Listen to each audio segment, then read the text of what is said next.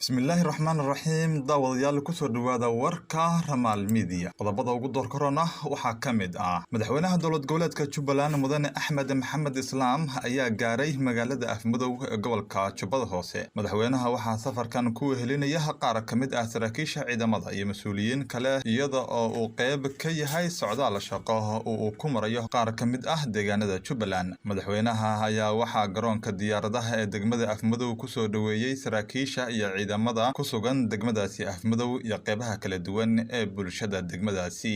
waxa si dardar leh u socda dadaalka oo madaxweynaha ugu jiro sidii loo dardargelin lahaa howlgallada dib u xoreynta ee ka socda deegaanada Jubbaland safarkan ayaa ku soo aadaya xilli taliyaha ciidamada Jubbaland ee degmadaasi Afmadow oo maalmo ka hor uu shaaciyay in dowladda federaalka Soomaaliya ay u soo dirtay lacag oo ku afgambiyo maamulka Jubbaland galabtay oo axad ah kuna beegan 15 Maarso 2020 saacadu markay ahayd 5 galabnimo ayaa guddiga kumeel gaarka ah ee doorashooyinka Puntland si rasmi ah ugu dhawaaqeen in uu xirmay hanaanka diiwaangelinta ururada siyaasadda ee Puntland afhayeenka guddiga kumeel gaarka ah ee doorashooyinka Puntland Cabdinuur Sheekh Maxamed ayaa sheegay in habka diiwaangelinta ururada siyaasadeed oo soo bilowday 15 bishii December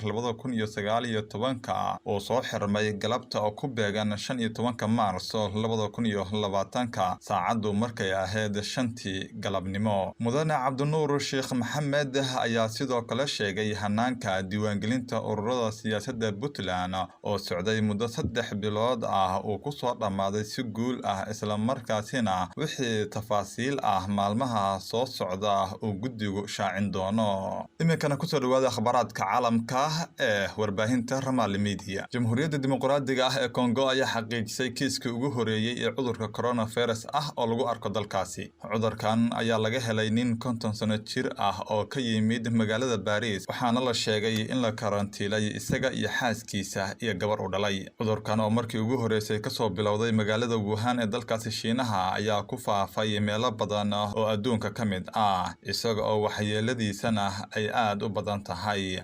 5844 qof ayaa u dhimatay adduunka oo dhan iyada oo 157300 oo qof u haya cudurkaasi dalal badan oo adduunka ka mid ah ayaa dalalkooda ku soo rogay xaalad degdeg ah si loo xakameeyo cudurkaasi guud ahaan iyo gebi ahaanba warkii Ramal Media waa naga intaas warka waxaan idin soo jeedinayay anigoo ah Maxamed Cabdi Cali intaan warkan war lamideen ku kulmi doono sidaas iyo amaan Allah